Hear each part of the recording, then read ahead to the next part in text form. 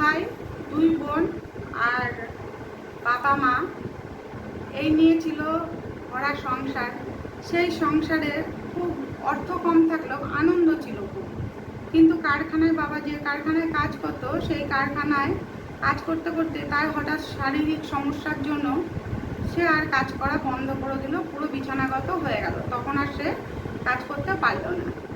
তখন ছেলের বয়স ছিল 18 বছর, আর ছেলের পরে এক মেয়ে ছিল, তার বয়স ছিল 15 বছর। তার তার ছোট আরও 2 ভাই বোন। এবার তখন কি করবে, ওই যে কারখানায় বাবার শারীরিক অসুস্থতার জন্য কাজ বন্ধ হয়ে গেল, তা ছেলের যেহেতু 18 বছর হয়ে গেছিলো, সে পড়াশোনা বন্ধ করে দিয়ে সে কাজে লেগে গেল। সেই বাবা যে কারখানায় কাজ করতো, সেই কারখানায় সে বড় ছেলে কাজ শুরু করলো, আর মেয়েও একটি পেন কারখানায় কাজ শুরু করলো। তো এইভাবে চলতে চলতে তাদের ছেলে আর মেয়ের রোজগারে সংসার চলতে শুরু করলো। এবার ছেলের যখন 25 বছর বয়স হলো, মেয়েও তো তখন প্রায় বড় হয়ে গেছে। তারপরে 2টো ছোট ভাই বোন আছে, তাদেরকে মানুষ করতে থাকলো। কিন্তু ছেলের যখন বড় ছেলে যে রোজগারে ছিল, বাবার চাকরিটা যে পেয়েছিল, সে করলো কি, যখন তাকে সে বড় হয়ে গেছিলো, তাকে বিয়ে দিতে হবে, বাড়ির থেকে বিয়ে দিল, বাবা মা মিলেই সবাই দেখাশোনা করে বড় ছেলেকে বিয়ে দিল। এবার বিয়ে যেহেতু দিয়েছিল অবস্থাপন্ন ঘরের মেয়ের সঙ্গে, সেই মেয়ে সে পঙ্গু শ্বশুর মশাই, শাশুড়ি মা বয়স না হলেও শাশুড়ি মা এত বড় সংসারে সে আর থাকতে চাইলো না। তখন তার স্বামীকে নিয়ে সে আলাদা অন্য বাড়িতে চলে গেল। এবার তখন সংসারের দায়িত্ব কার ওপর পড়লো? সেই মেয়ের ওপর, বড় যে মেয়ে তার উপর। সেও একটি ছেলেকে ওই কারখানায় কাজ করে একটি ছেলেকে ভালোবাসত। কিন্তু ভালোবাসলে কি হবে, সংসারের দায়িত্ব, ছোট ভাই বোনের দায়িত্ব যখন তার ঘাড়ে ছিল, সেজন্য দাদা পালিয়ে গেলে কি হবে, সে তো আর পালাতে পারলো না। তা বাবা মার দায়িত্বটা তার ঘাড়েই চলে আসলো। তখন বাবা মাকে নিয়ে ছোটো 2 ভাই বোনকে পড়াতে লাগলো তার অর্থ দিয়ে। সেইভাবেই চলতে চলতে কোনো রকমে খেয়ে না খেয়ে ওই রকমভাবে চলতে চলতে 2 ভাইও পড়াশোনা শিখলো, তাদেরকেও বিয়ে দিল। এবার বাবা মা বারে বলতো যে তুই যাকে ভালোবাসিস তুই তাকে বিয়ে কর। ছেলেটি মাঝে মাঝে আসতো তাদের বাড়িতে, কিন্তু মেয়েটি কিছুতেই রাজি না, যে আমি বিয়ে করলে তোমাদেরকে কে দেখবে, আমি বিয়ে করে শ্বশুর বাড়ি চলে যাব, তখন তোমাকে কে দেখবে বলো, তোমাদের দুজনকে বাবা তো ভালো করে চলাফেরাই করতে পারে না।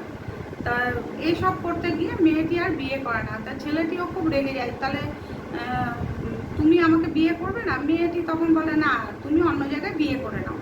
তখন সেই ভালোবাসার মানুষটি বলে মেয়েটি যে তোমাকে দিলাম মন, আর অন্যের সঙ্গে সংসার কি করে করবো, তাকে যদি আমি মন দিতে না পারি, তখন সেই মেয়েটাকে ঠকানো হবে না।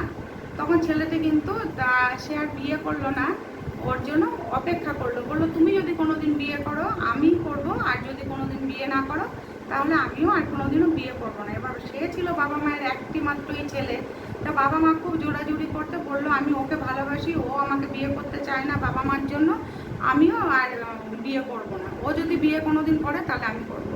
তখন সেই প্রেমিকের বা সেই ছেলেটির মা বাবা মেয়েটির বাড়িতে আসে এবং মেয়েটির বাবা মার সঙ্গে কথা বলে যে আপনারা কি আপনার মেয়ের বিয়ে দিতে চান না? আমার ছেলে কবে থেকে ভালোবাসে আপনারা তো জানেন, তো আপনারা মেয়েকে বিয়ে দিচ্ছেন না। বলছে আমার মেয়েকে কিছুতেই রাজি করাতে পারছি না, যদি আপনি রাজি করাতে পারেন আমরা তো বিয়ে দিতে চাই আমার মেয়েকে কেউ বড় করে ঘরে রাখতে চায়, সবার বিয়ে হয়ে গেছে, যার যার মতো তারা সংসার করছে, সবাই দিদিকে খোটাও দিচ্ছে যে তুই এত বয়স হয়ে গেছে তুই বিয়ে করতে পারিস নি, তুই নিজের স্বার্থের জন্য বিয়ে করিস নি, এই সম্পত্তি নিবি বলে ভাই বোনরা খুব বলতো তাকে। তখন সে বলল কি, মেয়ে বলল না আমি এখানে বিয়ে করতে পারবো না, কারণ আমার বাবা মাকে দেখার কেউ নেই। তখন শ্বশুর শাশুড়ি মা বলল আচ্ছা আমরা বাবা মা, ওনারাও তোমাদের বাবা মা, আমার ছেলেরও ওনারা বাবা মা, আমরাও বাবা মা, তাহলে কি আমরা 4 জন, তোমরা 2 জন, 6 জন কি একসঙ্গে থাকতে পারি না? কোনো সময় এই বাড়িতে থাকবো, কোনো সময় ওই বাড়িতে থাকবো, কয়েক মাস করে, তাহলে 2 বাড়িও রক্ষা হবে এবং আমরা 4 জন 2 ছেলে মেয়েকে নিয়ে আনন্দেও থাকতে পারবো, তাদেরও আশা পূর্ণ হবে। তখন সবাই খুব আনন্দ করলো, মেয়েও বললো হ্যাঁ এইটা যদি হয় তাহলে আমি রাজি আছি।